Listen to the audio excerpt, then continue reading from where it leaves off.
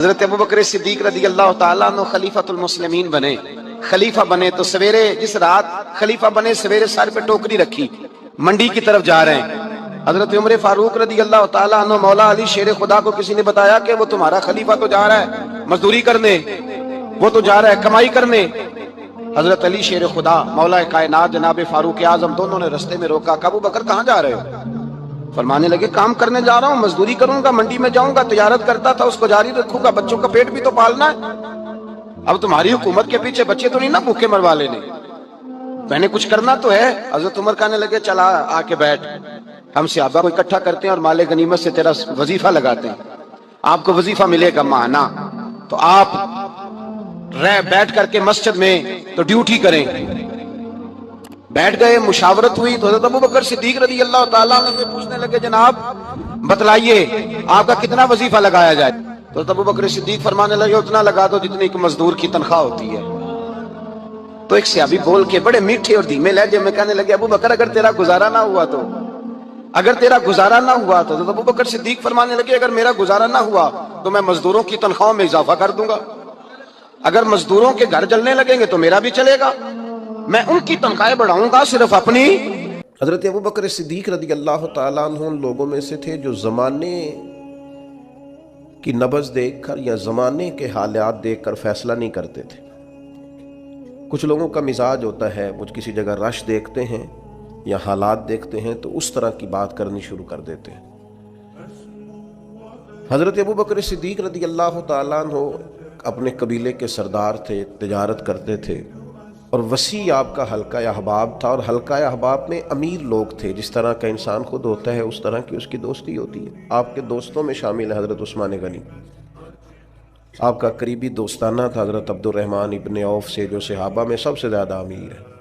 آپ کے قریبی دوست تھے حضرت سعید بن زید، یہ آپ کے قریب کے لوگ تھے، حضرت طلحہ بن عبید اللہ۔ حضرت صدیق اکبر معاشرے کے اندر ایک نہایت سنجیدہ، سمجھدار، معاملہ فہم اور مدبر شمار کیے جاتے تھے، ایسا نہیں کہ کوئی جذباتی فیصلہ کرنے والا آدمی۔ حضرت صدیق اکبر نے نبی کریم صلی اللہ تعالیٰ علیہ وسلم کے اعلان نبوت فرماتے ہی لوگوں کا رد عمل بھی دیکھ لیا تھا، فوری طور پر لوگ رائے کیا دے رہے ہیں وہ بھی دیکھ لیا تھا۔ ہمارے ہاں بہت سارے لوگوں کی ضمیر کی آنکھیں کھل جاتی ہیں، شعور کی نہیں کھولتے، سلا دیتے ہیں، کہتے ہیں ابھی حالات ٹھیک نہیں، حالانکہ ضمیر جاگ جاتا ہے، آنکھیں نہیں کھولتے۔ حضرت صدیق اکبر کو جب پتہ چل گیا محبوب سچے ہیں تو پھر انہوں نے امت کو یہ اپنے عمل سے پیغام دیا ہے کہ ایمان، عشق، محبت، غلامی یہ جمہوری نہیں ہوتی کہ سارے کریں گے تو پھر میں کروں گا۔ جب ان کی آنکھیں دل کی کھل گئیں تو ضمیر کی بھی کھولی، اور پھر لوگوں کو نہیں دیکھا وہ کلمہ پڑھ رہے ہیں کہ نہیں پڑھ رہے، وہ فوراً کلمہ پڑھ کے مسلمان ہو گئے۔ زندگی میں شعوری فیصلے کریں اور جلدی کریں، یہ حضرت صدیق اکبر کی زندگی کا پہلا سبق ہے۔ ساری زندگی ڈبل مائنڈڈ رہنا، میں ٹھیک چل رہا ہوں کہ نہیں چل رہا، مجھے چلنا چاہیے کہ نہیں چلنا چاہیے، یہ راستہ ٹھیک ہے کہ نہیں ٹھیک، بھئی آپ چلتے رہیں، جو گھر سے نکلتا ہے منزل تک پہنچ جایا کرتا۔ حضرت ابوبکر صدیق رضی اللہ تعالیٰ عنہ فوراً فیصلہ کرنے والی شخصیت کا نام ہے، اور فوراً فیصلوں پہ عمل درآمد کرنے والی شخصیت کا نام ہے۔ اور حضور کے ایسے فیصلے بھی جو لوگوں کے لیے سمجھنا مشکل تھے۔ حضور علیہ السلام چلے گئے حدیبیہ میں، 1400-1500 صحابہ سے خود نبی کریم نے فرمایا احرام باندھو بھائی عمرہ کریں گے۔ یہاں کسی آدمی کا ویسے تھوڑا لیٹ ہو جائے عمرہ تو لوگ پوچھتے آپ گئے نہیں، خیریت تو ہے؟ تو نبی کریم 1400-1500 لوگوں کو لے کر گئے، اور جب مقام حدیبیہ پر پہنچے تو کفار نے روک لیا، انہوں نے کہا ہم نہیں جانے دیں گے آپ کو۔ وہاں صلح لکھی گئی، شرائط طے ہوئی، ان میں ایک شرط یہ تھی کہ اس سال آپ واپس جائیں گے، اگلے سال آئیں گے، بندھے ہوئے احرام کھولیں گے۔ کون؟ جو کعبے کے مالک اور وارث ہیں، خود نبی پاک علیہ السلام۔ آپ واپس آئے، حضور نے شرط مان لی۔ پھر شرط انہوں نے رکھ دی کہ نہیں، کہا جو بندہ مسلمان مکے سے مدینے جائے گا مدینے والے پناہ نہیں دیں گے، واپس بھیج دیں گے۔ کہ مدینے کا شخص مکے گیا تو مکے والے واپس نہیں بھیجیں گے، شرط برابر کی نہیں۔ پر حضور نے فرمایا مان لو، لکھو۔ بڑا مشکل کام ہے اس طرح کی باتیں کرنا، یہ تو دب کے صلح ہو رہی ہے۔ اب ایک اور شرط، جب شرطیں لکھی جا رہی تھی تو ایک اور شرط، حضرت مولا علی شیر خدا مولا کائنات رضی اللہ تعالیٰ عنہ کے ہاتھ میں قلم تھا، وہ لکھ رہے تھے. جب شرطیں لکھنے لگے تو انہوں نے لکھا محمد رسول اللہ صلی اللہ تعالیٰ علیہ وسلم اور قریش مکہ کے ماں بین معاہدہ. اس پر بھی کفار بولے، انہوں نے کہا یہ بھی ہمیں قبول نہیں، آپ محمد ابن عبداللہ لکھیں، محمد رسول اللہ نہیں، محمد ابن عبداللہ لکھیں. یہی تو ہمارا آپ سے مسئلہ ہے معاذ اللہ. اگر ہم آپ کو رسول اللہ مان جائیں تو لائی کس بات کی؟ آپ کاٹیے. حضور کا حکم ماننا بڑا ضروری ہے. نبی پاک نے فرمایا حضرت علی سے یہ رسول اللہ کاٹ دو. مولا علی قلم چھوڑ کے پیچھے کھڑے ہو گئے. پھر فرمایا اسے کاٹ دو. پھر پیچھے کھڑے ہو، کاٹ دو. شیر تھے، شیر اور دلیر لوگوں کی آنکھوں میں آنسو کم آتے ہیں. تیسری دفعہ کریم نے فرمایا علی میں نے کہا ہے کاٹ دو. ہاتھ باندھ لیے، کہا حضور نہیں کاٹنا تھا. غلام فریدہ میں ساری تیری، تینوں اجے یقین نہیں آیا، کاٹ دو اس کو. تو مولا کائنات نے، اب حضور نے یہ نہیں فرمایا لکھنا آتا ہے تو کاٹنا کیوں نہیں آتا، یہ نہیں فرمایا. حضور نہیں کاٹا جاتا. فرمایا چل پھر اس طرح کر، تو پیچھے ہٹ. اللہ کے محبوب نے خود وہاں سے رسول اللہ کاٹ کے محمد ابن. اتنی سخت شرطیں، اتنی سخت شرطیں. اور پھر حضور نے ابھی شرط طے ہی کی تھی کہ جو مکہ مکرمہ سے آئے گا ہم اسے پناہ نہیں دیں گے. ابھی شرط طے ہوئی تھی، لکھی نہیں تھی کہ حضرت ابو جندل آ گئے، پیروں میں زنجیریں، ہاتھ بندھے ہوئے، رو کے عرض کی حضور مجھے نہ چھوڑ کے جائیے گا، بڑا مارتے ہیں، تکلیف دیتے ہیں. ابھی بات ہو ہی رہی تھی کہ پھر قریش میں سے لوگ بولے کہ آپ نے وعدہ کیا نہیں لے کے جائیں گے. اسی عالم میں حضور نے واپس بھیجا. اتنی کڑی شرطیں. جب یہ معاہدہ طے ہو گیا، احرام کھولنے ہیں، بڑا مشکل کام ہے، 1 سال تک انتظار کرنا ہے، واپس جائیں گے. یہودی رہتے ہیں، منافق رہتے ہیں مدینے میں، باتیں کریں گے. ساری باتیں پیش نظر تھیں. حضرت عمر جذبہ جہاد سے سرشار، صحیح بخاری میں موجود ہے، نبی کریم کے حضور حاضر ہوئے. عرض کی حضور آپ بھی سچے، قرآن بھی سچا، اسلام بھی سچا، ہم دب کے صلح کیوں کر رہے ہیں؟ آپ ہمیں اجازت دیں، نمٹ لیتے ہیں ان سے. نبی پاک علیہ الصلوۃ والسلام نے کیا فرمایا؟ فرمایا عمر میں اللہ کا رسول ہوں، میں مرضی سے فیصلے نہیں کرتا، وہی کہتا ہوں جو میرا رب حکم ارشاد فرماتا ہے. حضرت عمر عرض کرنے لگے یا رسول اللہ آپ نے فرمایا نہیں تھا کہ عمرہ کریں گے، احرام باندھو. تو حضور فرمانے لگے کہا تھا عمرہ کریں گے، یہ تھوڑی کہا تھا اسی سال ہی کریں گے. کریں گے نا عمرہ، ہوں گا عمرہ. حضرت فاروق اعظم کہتے ہیں میں حضور کی بارگاہ سے نکل آیا، لیکن وہ کافروں نے نبی پاک کو ان سخت شرائط میں منایا تھا تو مجھے جذبہ جہاد، ولولہ، دبدبا اور مزاج کے اندر وہ جو بار بار میرے چیز پیدا ہو رہی تھی کہ ہم 313 تھے تو ان کے چھکے چھڑا دیے، اب تو ہم ہزاروں میں ہیں، کریم حکم تو کریں. فرماتے ہیں میں وہاں سے تھوڑا پیچھے گیا تو حضرت ابو بکر صدیق موجود تھے. میں نے کہا ابو بکر حضور بھی سچے، وہی باتیں جو حضور سے کی تھی. ابو بکر صدیق نبی پاک بھی سچے، قرآن بھی سچا، اسلام بھی سچا، تو ہم دب کے صلح کیوں کریں؟ تو فرماتے ہیں کہ حضرت صدیق اکبر نے مجھے ایسے مزاج شناسہ ہیں نبی پاک کے، وہی جواب دیا جو حضور نے دیا تھا. کہنے لگے عمر تجھے تیری ماں روئے، وہ اللہ کے رسول ہیں، وہ مرضی سے فیصلہ نہیں کرتے، وہی فرماتے ہیں جو رب انہیں حکم ارشاد فرماتا ہے.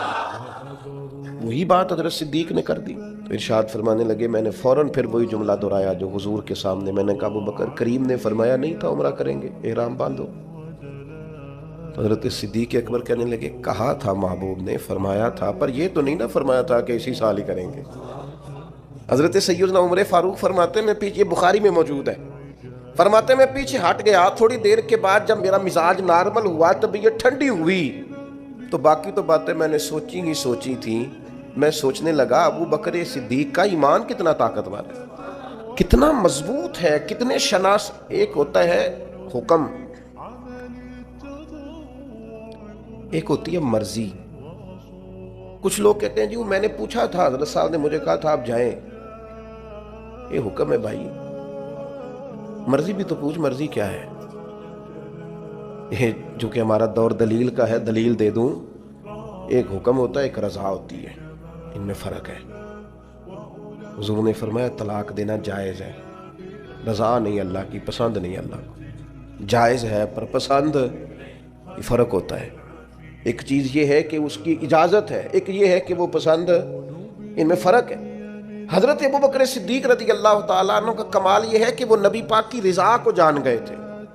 उन्हें हुजूर ने फरमाया नहीं था कि बिलाल को ख़रीद के लाएं, फरमाया नहीं, नबी पाक हुक्मन नहीं कहा, लेकिन हुजूर सैयदना बिलाल के लिए परेशान थे। तो जनाब सिद्दीक़ बात समझ गए और जाके कहा बिलाल ख़रीदने आया हूँ। तो उसने अपने अपने हिसाब से बड़े महंगे पैसे बताए। तो आप फरमाने लगे तो उन्हें अपनी औकात के बराबर ही बात की है, मैं तो बहुत कुछ लेके आया था। उसने कहा ताजर आदमी हो, ताजर बंदे तो इस तरह के काम नहीं करते। फरमाया तुम हमें समझे नहीं ना अभी तक। ये जो मर्जी को समझ लेना है ना, रिजा को। मैं आपसे अर्ज करूं, मैं दीनी लोगों से भी मुझे शिकवा रहता है, दीनी लोग भी कई दफ़ा 2 कदम पीछे हटते हैं, अपने काम का मज़ा नहीं लेते, दिफाई मास पे खड़े हो जाते हैं। नहीं जी नहीं, वो तो बात आपकी ठीक है, पर वो मेरा मतलब ये है उनका। भाई आप अच्छी बातें क्यों करते हैं, किस बात का डर है? अगर आप रसूल पाक की गुलामी का दावा करते हैं तो वो सरे अशर भी करेंगे।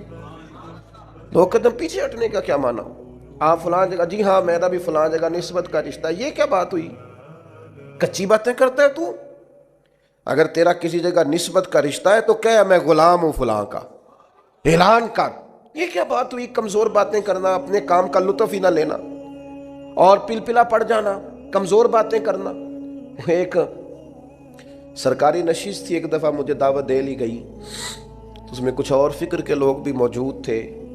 तो एक साहब ने मुझे कहा कि नज़रियाती तौर पर अब वक्त आ नहीं गया कि कुछ चीज़ों को तय कर लिया जाए। और मैंने कहा किसी को गाली तो पहले भी नहीं देते, मिजाज ही नहीं है, बुरा तो पहले भी नहीं कहते, अपना काम कर रहे हैं। नहीं अगर थोड़ी सी, मैंने कहा एक बात बड़ी पक्की है, मजबूत है, हमने दुआ मांगी है कि हमारी आने वाली नस्लों में भी मालिक वो बच्चा पैदा करना जो या रसूल अल्लाह कहने वाला है।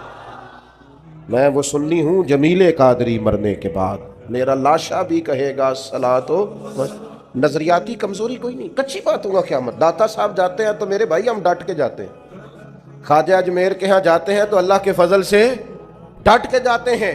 गौसे आजम जिलानी को मुर्शद मानते हैं तो दावा ये है कि खुदा के फजल से हम पर है साया गौसे आजम का, और हमें दोनों जहां में है सहारा गौसे आजम।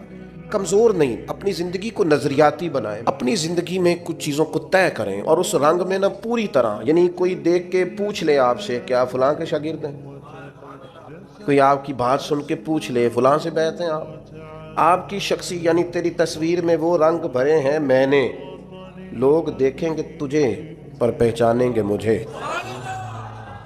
इंसान की कैफियत हो, यानी उसका अंदाज हो, उसका तौर तरीका हो, लोगों को पता चले कि इसकी निस्बत किस जगह पे है। कमज़ोर कच्ची बातें नहीं। ईसाई इस तरह करते थे कि उनके यहाँ जब कोई बच्चा पैदा होता ना तो वो बच्चे को ना बर्तन में जर्द रंग पानी में डाल के ना तो बच्चे के ऊपर डालते, कहते अब ये ईसाई हो गया, हमने इसे जर्द रंग चढ़ा दिया। तो बाद लोगों ने ना मुसलमानों से पूछा, और मेरा ख्याल ये है कि इस तरह के सवालात अक्सर औरतों से करती हैं, तुम्हारा कौन सा रंग है? ईसाई रंग डालते थे अपने बच्चों को, जर्द रंग, अब ये पक्का ईसाई हो गया है। तो रब करीम ने फरमाया इनसे कहो सिबगत अल्लाह, हमने अल्लाह का रंग ओढ़ा है। ये कुरान मजीद की आयत जो मैंने तिलावत की, मुसलमान का रंग क्या है? सिबगत अल्लाह, हमने अल्लाह का रंग लिया है। वमन अहसनु मिनल्लाहि सिबगा, और इनसे पूछो अल्लाह के रंग से सोना रंग भी किसी का हो सकता है? ये मुसलमानों पर जो रंग है ये अल्लाह, और पूरी तरह रंग गए उसमें। कौन कौन रंगे? तमाम सहाबा, तमाम अहले बैत, उसके बाद औलिया, सूफिया, अतकिया, उलमा, मुफस्सिरीन, मुहद्दिसीन। तारीख़ इंसानियत में बड़े लोग आए जो सिबगत अल्लाह, अल्लाह के रंग में रंग गए। अकीदे मजबूत, तवक्कुल मजबूत, शुक्र मजबूत, सब्र मजबूत, हुजूर की गुलामी मजबूत। कि मेरा दिल करता है 2 लोगों के नाम लूं जो पूरी तौर पर सिबगत अल्लाह में रंग गए। एक नाम अंबिया में है, वो है हजरत इब्राहीम खलीलुल्लाह का। वत्तखज़ल्लाहु इब्राहीम खलीला, मैंने जनाब इब्राहीम अलैहिस्सलाम को अपना खलील बना लिया। और कैसे बनाया? व इज़िब्तला इब्राहीम रब्बुहु बिकलिमातिन फ़अतम्महुन्ना क़ाला इन्नी जाइलुका लिन्नासि इमामा। रब फरमाता है मैंने बाज़ बातों में जनाब इब्राहीम को आजमाया, میں نے امتحان لیا یاری تیری سونا تے آزمائشاں تیریاں اگ سونا پرکھیا جامدائی پہلو نال اگاں دے لگ اللہ فرماتے ہیں میں نے ان سے امتحان لیا فَأَتَمَّهُنَّ پھر امتحان لینے والا فرماتا ہے وہ میرے امتحان پہ پورے اترے قَالَ إِنِّي جَاعِلُكَ لِلنَّاسِ اماما فرمایا ابراہیم اب میں آپ کو لوگوں کا امام بنانے والا ہوں حضرت ابراہیم انبیاء میں اور امت مسلمہ میں جس نے پورا رنگ پوری طرح اوڑا ہے نا اللہ کا رنگ وہ حضرت ابوبکر صدیق پوری طرح صبغت اللہ نبی پاک علیہ السلام نے فرمایا جنتیوں کی 360 نشانیاں ہیں کسی میں ایک بھی پائی جائے نا تو وہ جنتی ہے حضرت صدیق اکبر دھیمے بڑے تھے بات بڑی آہستگی سے کرتے تھے لہجہ بڑا بردباری والا تھا دھیمے سے انداز میں عرض کی حضور غلام میں بھی کوئی 360 میں سے ایک آدھ پائی جاتی ہے وہ جنتیوں کی 360 علامتیں کسی میں ایک پائی جائے علامت تو بندہ جنتی ہے جنتیوں کی علامتوں میں سے تو بڑے دھیمے انداز میں تھوڑا وہ شہرت سے بچنے والا پیچھے پیچھے رہتا ہے اور جی چاہتا ہے ساری غزلیں اس پیارے کے نام کریں پوچھا کہ میرے اندر بھی ایک پائی جاتی ہے پھر حضور مسکرائے اور جس انداز کا سوال تھا اس سے کئی لاکھ گنا بے حساب گنا بڑھ کے محبوب نے مسکرا کے ابو بکر کسی میں ایک پائی جاتی ہے کسی میں 2 پائی جاتی ہیں آپ کے اندر تو 360 ساری کی ساری پائی جاتی ہیں ساری کی ساری لوگوں نے بڑی بڑی جناب صدیق اکبر کی شان بیان کی یہ جو ہم تو الحمدللہ مرید ہی مولا علی کے ہیں نا ہمیں جو شجرہ دیا گیا ہے نا شجرہ ہم حضرت علی کے مرید ہیں ہمیں جو ہمارے بزرگوں نے شجرہ دیا ہے نا اس میں نبی پاک کے بعد مولا علی کا نام ہے ہمارے شجرہ طریقت میں ہم سچی مچی کے مرید ہیں مولا علی مرید ہیں شیر خدا سے لیکن ہم اس لیے حضرت صدیق کی تعریفیں کرتے ہیں کہ ہمارے پیر مولا علی جناب صدیق کی تعریف کرتے ہیں مولا علی شیر خدا رضی اللہ تعالیٰ عنہ تعریف کرتے ہیں بڑے لوگوں نے شان سیدنا صدیق اکبر بیان کی اور نبی پاک کے جو الفاظ ہیں نا بات کی تو شرح ہی نہیں ہو سکتی حدیث میں بعض ایسے حضور کے ارشادات ہیں شرح ہی کوئی نہیں کیا تفصیل کرے کوئی یعنی صحیح حدیث میں حضور نے فرمایا مجھے جتنا نفع ابو بکر کے مال نے دیا ہے کسی کے مال نے نہیں دیا حضور فرمانے لگے گر میں کسی کو خلیل بناتا تو ابو بکر صدیق کو بناتا آپ سمجھ رہے ہیں چیزوں کو میری بات پر غور کرنا بڑے لوگ عظمت صدیق بیان کرتے ہیں ہمارے ہاں خانقاہ آل و مہار شریف ہے سیالکوٹ میں وہاں خطیب الاسلام پیر سید فیض الحسن شاہ صاحب آل و مہاروی رحمت اللہ ابو الکلام انہیں کہا جاتا تھا گفتگو کرنے میں مہارت سید زادے کا روب اور خون رسول کی چاشنی نقشبندی اپنا سلسلہ طریقت حضرت صدیق اکبر سے شروع کرتے ہیں نبی پاک کے بعد نقشبندی سلسلہ طریقت میں نبی پاک کے بعد حضرت صدیق اکبر کا نام ہے پھر حضرت سلمان فارسی کا اس طرح کر کے وہ اپنا شجرہ طریقت مشائخ چلاتے ہیں حضرت پیر فیض الحسن شاہ صاحب رحمت اللہ علیہ چونکہ چورا شریف سے وابستہ تھے نقشبندی سلسلے میں مرید تھے ایک بات کرتے تھے تو وہ جن سے میں نے سنی انہوں نے بھی بڑے والہانہ انداز میں سنائی کہنے لگے بات کرتے تھے جان نکال لیتے تھے کہتے تھے لوگوں سنو میں سید ہوں میری آنکھ دیکھو سچا سید ہوں فرماتے تھے میری طرف دیکھو میں نے کچھ 4 کتابیں پڑھی ہیں پڑھا لکھا سید ہوں اور پھر بات کرتے تو بات میں اور وزن پیدا کرتے کہتے اگر